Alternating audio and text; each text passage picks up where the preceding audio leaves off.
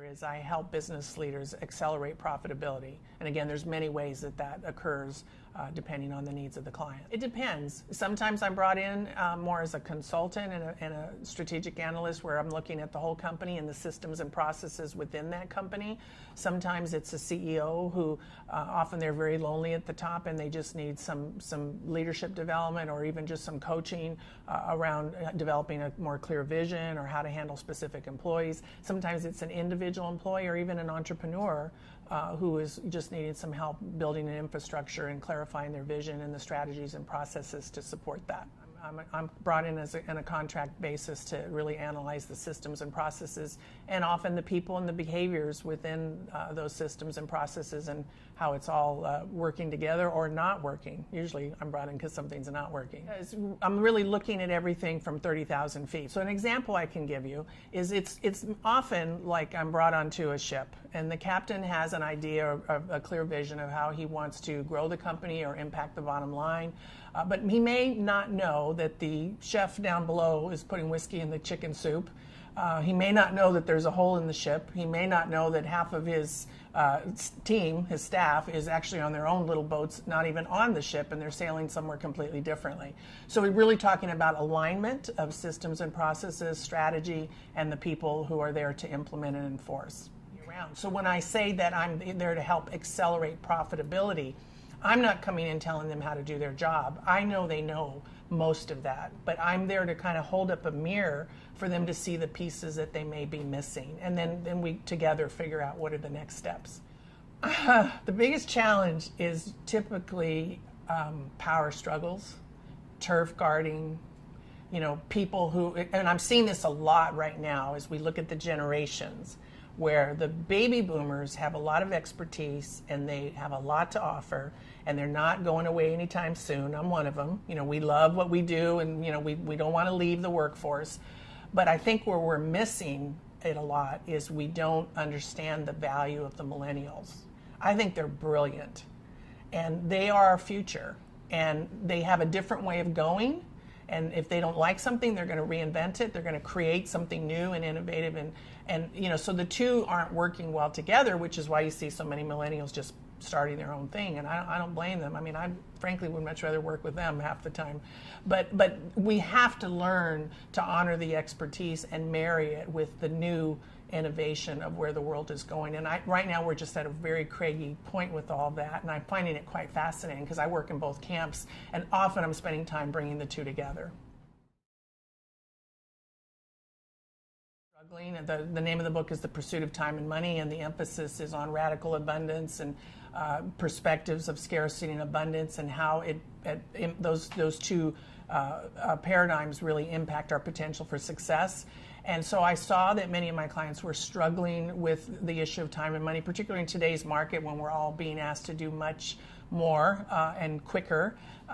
So we're looking at what keeps you from realizing that greater profitability and success. And it's not a book about time and money management. We're really looking at time and money as the tools or resources, if you will, that will help you maximize your fullest potential.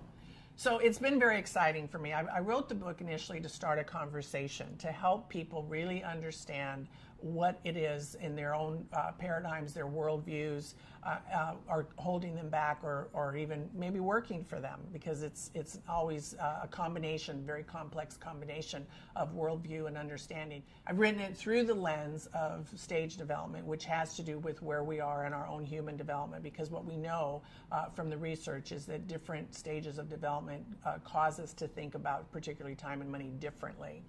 And so what's exciting about that is the people that are reading it are telling me that they're seeing things about themselves that they never realized possible, and they're actually changing the way they're doing many things in terms of how they're accessing and handling those resources. And then I think we would all agree that we're not completely through that glass ceiling yet. We still have great disparity in power within every organization and our society. And so for women in business to really identify where they fall on that spectrum between scarcity and abundance, I think is almost more important, because we don't always network well. We don't always ask for what we think we deserve in terms of, financial compensation. Sometimes we're afraid even to take a promotion, for instance. I know I went through that in my early career where I was literally offered many opportunities that I literally was in scarcity in my own mind about accessing because I just didn't want to take away time and energy from my family. And so there's a whole lot of ways that scarcity shows up. And the most interesting thing in the early research that I've done is that the moderate scarcity and moderate abundance are the most surprising, because what can look like being highly responsible is actually a form of scarcity. So the example I give of that is the gentleman who was taught to do all the right things and save, and he's saving for his children, for college or retirement or whatever. But he's so worried and scared all the time that he's not enjoying his life or taking his family on vacations or his wife to dinner, and he's kind of missing the trip along the way because he's in fear-based conversations. So part of the thing that I'm excited about, and particularly with women, is to help them understand that it doesn't necessarily matter how much you have. Sometimes we have more time and more money than others. It's really the perspective that you have, even when you're in the midst of great trial and tribulation. And I've been in those situations, and I know that the mindset is really what has catapulted me back when I felt like the rug had really been pulled out from under me.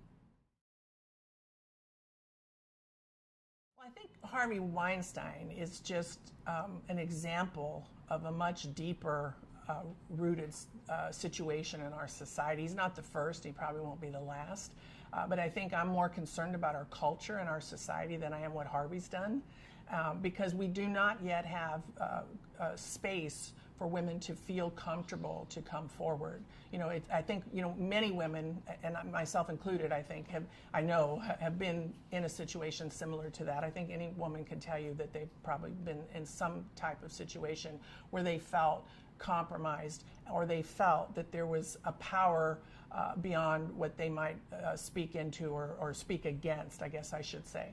And so to me, there's educational opportunities within our systems. We're a society that values power, that values success, and we kind of have really, I think, set a tone that the rules don't apply to people in those levels. And so women understand that rule, and men take advantage of that rule. And I don't think it's a gender issue, really. I think it's a society issue. It's a cultural issue, and our pop culture promotes it, and we spend a lot of time in the media talking about it. That almost adds to the issue. We have to address it, of course, but I think there's systemic issues that need to start at very, very early stages when children are developing, so that women feel empowered to say no and mean it, and no, make it clear that I mean it. But then also, how are we training up our young boys, our men? We see the hazing in the colleges. We see things happening in colleges now that are really not about building character at all. They're really about very egocentric perspectives on life. And that also, to me, is a developmental issue, because when we look at the stages of human development, there are 12 that we know of. Within those stages are 26 lines of development. I won't go into all that, it's very complicated. But when you think of early stages, those are egocentric stages. And we're not growing our men up into more ethnocentric stages or even world planet centric stages if we're allowing these things to permeate in our society.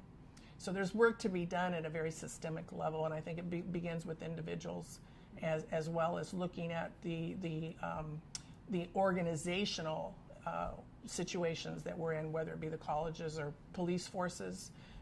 All of our organizations are struggling with these very same things.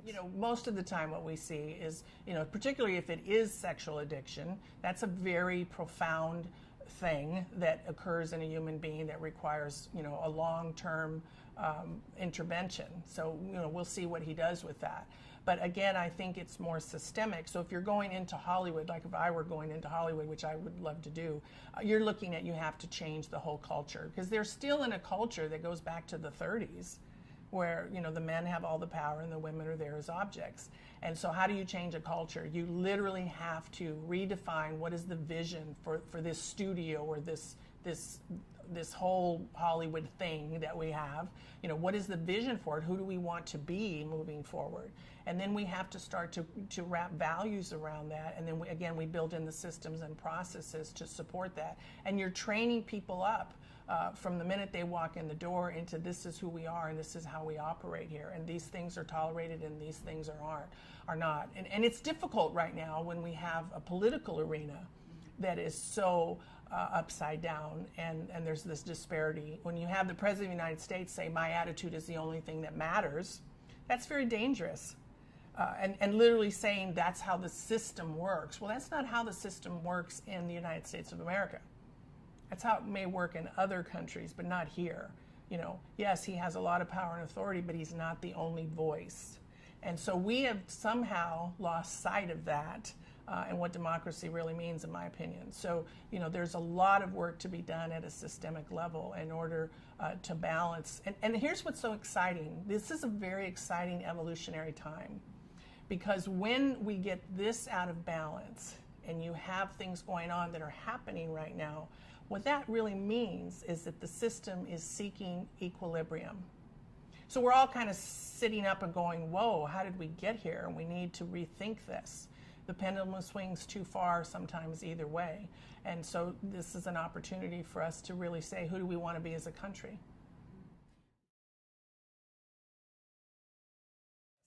You know, I live in Florida and I'm from California, so I'm seeing, you know, more hurricanes in Florida than I've seen in, you know, 30 years. And, you know, I certainly understand the hazards of fire. Now, taking it down to the micro level of the families, what I'm really hoping is that we will look at this broader than let's just build their homes. And obviously that's the most immediate need, is get these families cared for. They have literally nothing, you know, get them in housing, get them food, you know, whatever needs to happen there. We have to respond at that level. What I'm concerned about is that we will fail to recognize that this is a very, very traumatic situation that has the potential to affect the family system of each of these families for generations, because that's what trauma does. Trauma affects families over generations. So, you know, we see the systemic effect of that over time. You know, when you have, for instance, a young African American man shot by a police officer, that affects that culture and that community and that family over time. If there's a suicide in a family, it affects that family over time. So grief is in the system.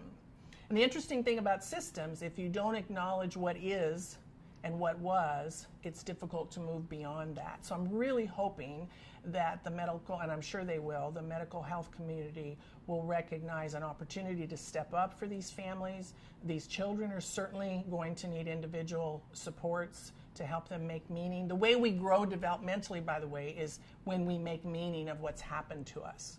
We don't do that in this country. We just get up and go back to work the next day. And I can speak to that personally because I've lost my son, and I know the grief, and I know what post-traumatic stress is like, and I know how it can linger in a family and in a culture.